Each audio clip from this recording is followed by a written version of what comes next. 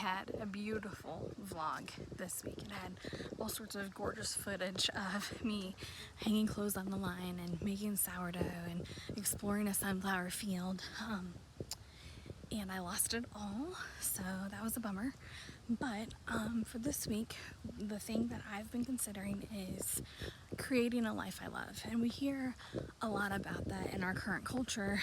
It's kind of become a cliche or a tagline or something. Now I'm a person who's very familiar with goals. Goal setting, planning, being intentional, those are things that are very important to me. But I was listening to an older podcast by Edie Wadsworth.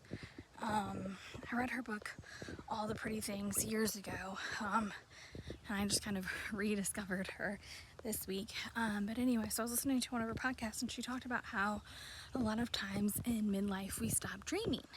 And, that's true. In my 20s, I had all these big goals and plans, and certainly as a teenager, I had big goals and plans and things that I wanted to accomplish.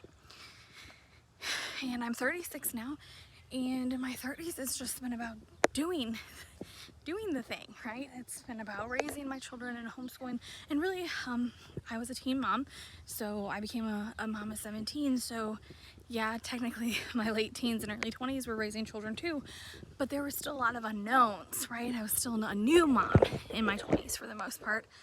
By the time we got to 30, it was just continuing on. It's continuing on homeschooling these children. It's continuing on raising these children. And so, yeah, I kind of stopped dreaming. And so I've been thinking about dreams and what would that look like. And I haven't quite gotten to that place yet. But from there I went to, okay, well, what would it look like to craft a life? To craft a life that I love. What kind of life do I even want to have?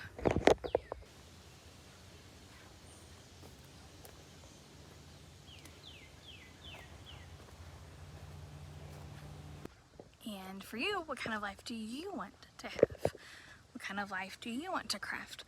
So for me this week I've been thinking, and it's a lot simpler than what I might have assumed when I first started considering this. I want my life to please God.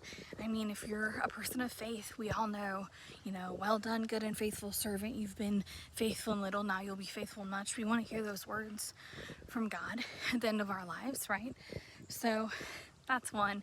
But I think for me, digging a little deeper, I want to serve God by loving others well, right where they are, not necessarily where I think they should be.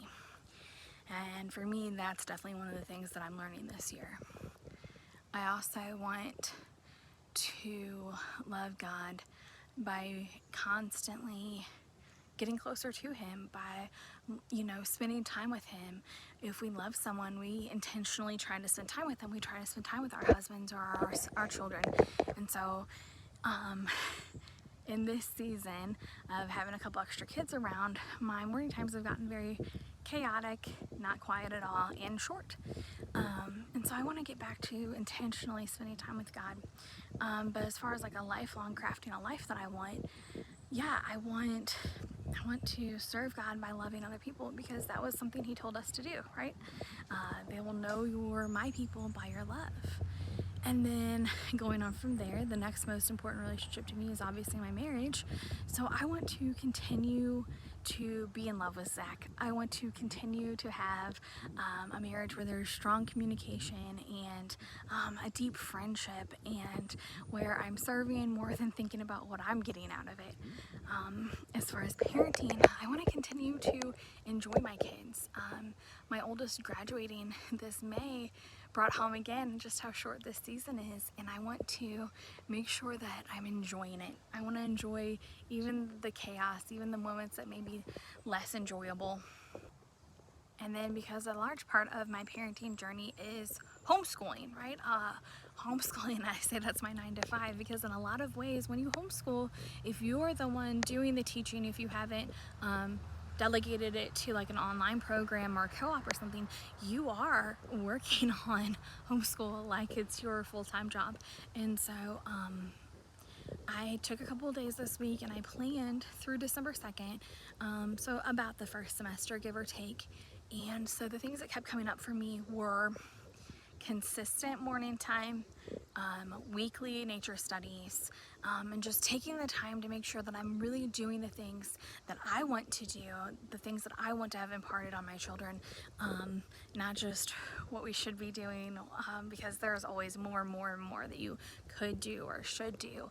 And so as I think about Elijah, my second oldest, graduating not this year but the next year, I'm thinking about just how precious this time is. And so instead of doing a traditional art book with my kids, I'm doing an art book that's meant something to me personally as a mom. They're still going to be studying artists, but this is the added benefit of adding in something that I value and I enjoy.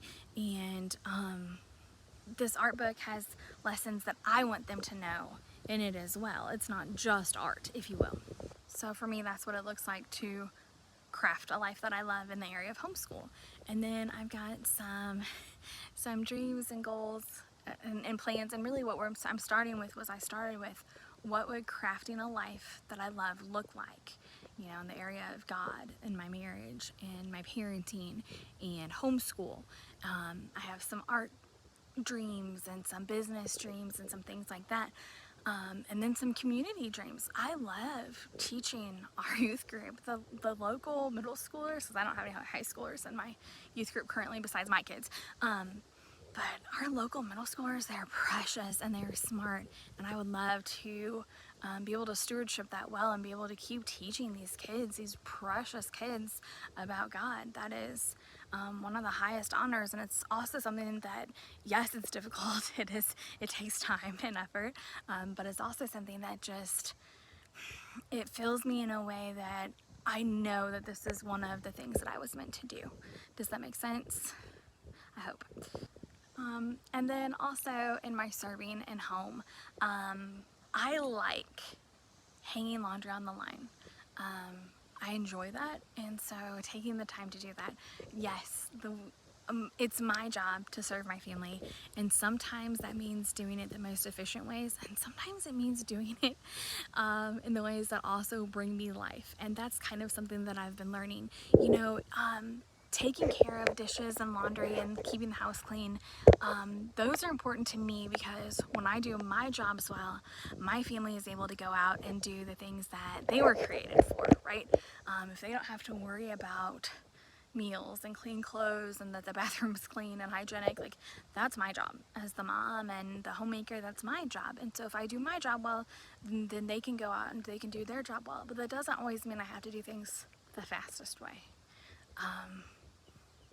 You know, I'm not in a season of littles. I have had my 5-year-old niece this summer, and so it was a good reminder, but I'm not in the season of littles. So if I want to hang clothes on the clothesline, if I want to do dishes by hand, if I want to do those things that maybe before I had to do and now I have the choice, because our financial status has changed, because we have some more appliances and different things, if I find joy in taking the longer way or the slower paced way, I'm allowed to do that. And so for me, that is intentionally choosing to craft the life that I love by having my goats and having my chickens and baking the bread and putting the laundry on the line. This is what I choose. Now, that doesn't mean I'm going to choose it forever.